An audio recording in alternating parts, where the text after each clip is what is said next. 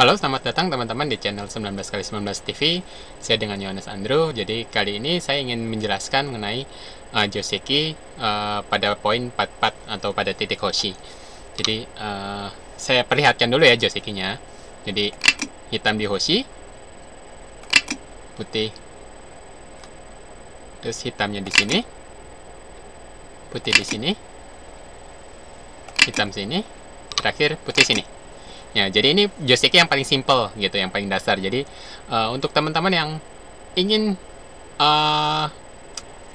bermain di tingkat yang lebih lanjut atau ingin mahir, tentunya kalian harus atau disarankan menghafal Joseki. Jadi ini adalah salah satu Joseki paling standar gitu. Jadi ini sampai tingkatan profesional pun mereka terus tetap memakai Joseki ini gitu. Ini sampai sekarang pun sampai tingkatan Meijin pun gitu yang bertitle semua itu Joseki ini masih sering dipakai gitu.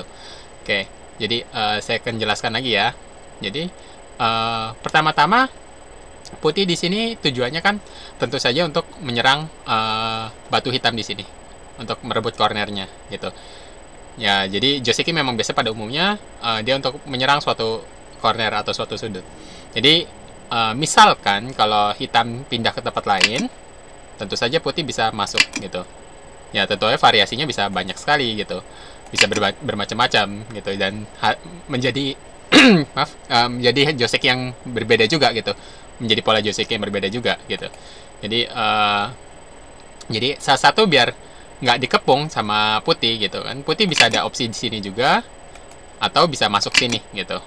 Dua-duanya tentu saja bikin hitam yang sendirian ini berat gitu, karena sekarang posisinya 2 lawan 1, putihnya 2, hitamnya 1 gitu. Jadi untuk menalang biar itu nggak terjadi gitu kan, putih bisa jepit seperti ini juga gitu, variasi juga macam-macam, ini juga sebenarnya masih ada gitu.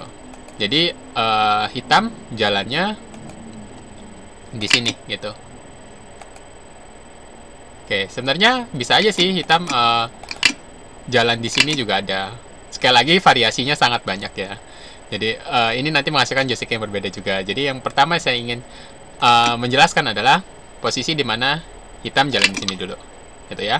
Jadi hitam keima di sini, jadi keima itu letter L, langkah kuda, simpelnya seperti itu. Ya, jadi ini untuk melindungi area corner di sini, gitu. Jadi kalau ada serangan dari sini, di sini udah ada batu hitam yang nutup, gitu. Tapi kan di sini masih kebuka, betul. Jadi karena masih kebuka, putih bisa masuk gitu. Masuknya pakai langkah keima juga. Oke. Nah, terus biar nggak masuk lebih dalam lagi, hitam blok seperti ini. Terakhir, putihnya juga harus ambil wilayah. Kenapa? Karena kalau misalkan kalau putihnya tenuki gitu, nggak respon ini, pindah ke tempat lain, ya sekarang ada kesempatan hitam yang jalan di sini gitu loh. Ya, jadi kalau posisi seperti ini kan putihnya juga dari bahaya, dua batu ini, mau nggak mau dia harus keluar. Putihnya bisa diserang hitam seperti ini gitu loh. Jadi di sini belum cukup buat putih hidup gitu ya. Jadi langkah terakhirnya putih tetap harus jalan di sini gitu. Ya, bisa juga sih jalan di sini juga ada pilihannya gitu loh. Oke, tapi dari sini ini ya ini udah paling safe lah, aman gitu, kira-kira seperti itu. Sampai sini selesai gitu. Jadi hitam udah bisa pindah ke tempat lain lagi gitu. Atau nanti di sini hitam masih bisa jalan di sini nantinya gitu ya, buat bener-bener ngeblok putihnya biar nggak semakin masuk gitu. Nanti di kesempatan lain gitu bisa ini diblok. Nah, kenapa nggak langsung aja tadi di jalan di A gitu, di posisi C18 itu? Karena gini, ketika putih masuk di D18, misalkan hitam langsung jalan dengan ngeblok langsung di sini, coba menurut kalian kira-kira putih bakal respon kemana? Atau simpelnya, kira-kira kalau hitam jalan sini, kira-kira langkah terbaik putih untuk nyerang hitam ini di mana? Ya, di sini kan, gitu loh. Kalau misalkan hitamnya cut, ya putih Atari. Sekarang batu hitam ini udah pasti mati, gitu. Jadi hitam ini udah pasti mati, karena nggak bisa lari. Ya, misalkan dia lari kan, putih tinggal ngejar aja, gitu. Dari sini bisa, dari sini bisa, gitu. Mati juga, ya. Jadi nggak mungkin, hitam nggak mungkin selamat lah ini. Jadi pilihan lain buat hitam adalah ini, gitu. Nah, mau nggak mau dimakan kan. Oke, sekarang di sini jadi ada cut di sini. Di sini jadi ada cut. Kalau putih cut di situ, ya batu E18 ini mati, gitu. Jadi mau nggak mau hitam juga harus tutup ini dulu, gitu ya. Nah, sekarang ini kita sebutnya posisi bentuk ponuki ya. Jadi ini satu ini mati, buat putih hidup udah gampang, gitu. Jadi ya simpelnya ini udah hidup lah, gitu. Misalkan hitam jalan sini pun putih tinggal blok, gitu. Nggak masalah. Jadi ini karena ini udah hidup, jadi putih yang agak kancam jadinya satu ini ya, gitu. Tapi putih aja bisa jalan seperti ini, gitu. Lari, gitu. Jadi kalau posisi seperti ini, area pojoknya hilang, ini juga bisa lari, dan hitam di sini jadi kayak kurang berkembang, gitu. Jadi kayak gini jadi nggak gitu bermanfaat, gitu. Rugi, buat hitam rugi, gitu. Bener-bener rugi, gitu. Makanya jadi variasi seperti ini jarang dipakai, gitu, karena rugi di hitam jatuhnya. Jadi langkah terbaiknya hitam setelah putih jalan di sini bukan di B tapi di A, gitu ya. Nah, putih kenapa harus jalan di A, nggak maju lagi dulu sekali? Karena di A ini nilainya lebih gede dibandingkan putih jalan di C18, gitu ya. Jadi misalkan putihnya jalan di C18, hitamnya di sini, hasilnya didapat nggak seberapa, gitu loh. Misalkan putihnya tetap mau ngambil pojok lagi, gitu. Sebenarnya nggak gitu masalah. Ini nilainya nggak seberapa, gitu. Ya hitam pun bisa langsung pindah ke sini juga nggak apa-apa, gitu. Atau misalkan pakai ini dulu, tutup ini, ya double Atari, buang satu juga nggak masalah sebenarnya, gitu.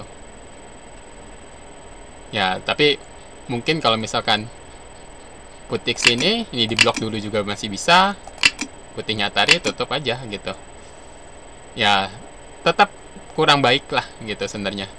Ya, jadi pilihan terbaik buat putih bukan maju di sini.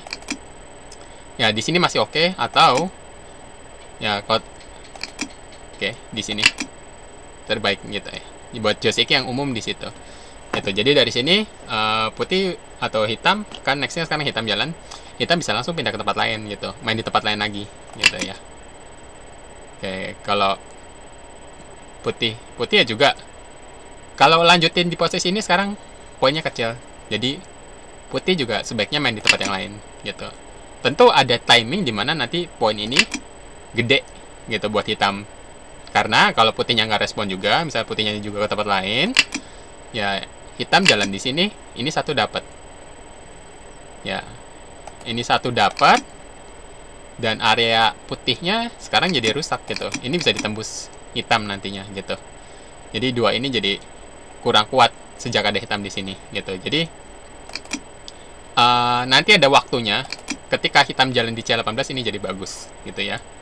Ya untuk timingnya kalian nanti bisa lihat sendiri, gitu. Kalian bisa harus kira-kira sendiri poin di mana C18 ini jalankan, gitu. Tapi untuk awal-awal biasanya nggak langsung, gitu. Biasanya kalau udah posisi seperti ini, begitu putih jalan, begitu putih jalan di sini, ini udah bisa pindah, hitam udah bisa pindah ke tempat lain, putih bisa pindah ke tempat lain. Jadi gampangnya ya Joseki-nya kelar di sini, gitu. Jadi hitam hanya 3 langkah, putih hanya 3 langkah. Jadi ini Joseki yang termasuk yang paling simple, gitu, dan tentu saja sampai sekarang masih dipakai dengan profesional tingkat top sekalipun, gitu, yang bergelar sekalipun masih tetap pakai Joseki seperti ini, gitu ya. Jadi oke, ini kita baru aja. Ya misalkan permainannya kayak gini, hitam, putih, hitam, putih. Ya, sekarang giliran hitam ya. Sekarang pakai joystick yang tadi. Nah, sekarang dengan pakai joystick ini, posisi hitam bagus.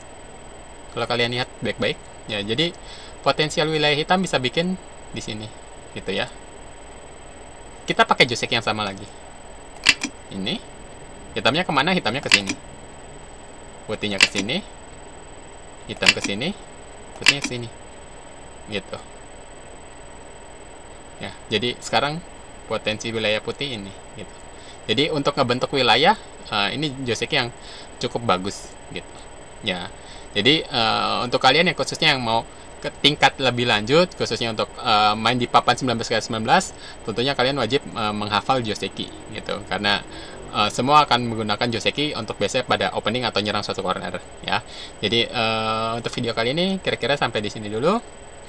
Silakan like, subscribe, komen, silakan share juga mungkin ke bagi teman-teman yang ada yang tertarik tentang Igo, Baduk, Weci, gitu. Silakan juga cek di kolom komentar. Mungkin dari teman-teman ada yang sedang mencari peralatan atau ingin belajar lebih lanjut, ya saya akan memberikan beberapa informasi di kolom deskripsi di bawah. Jadi silakan cek. Ya terima kasih untuk sekarang. Kita ketemu lagi di video selanjutnya. Terima kasih.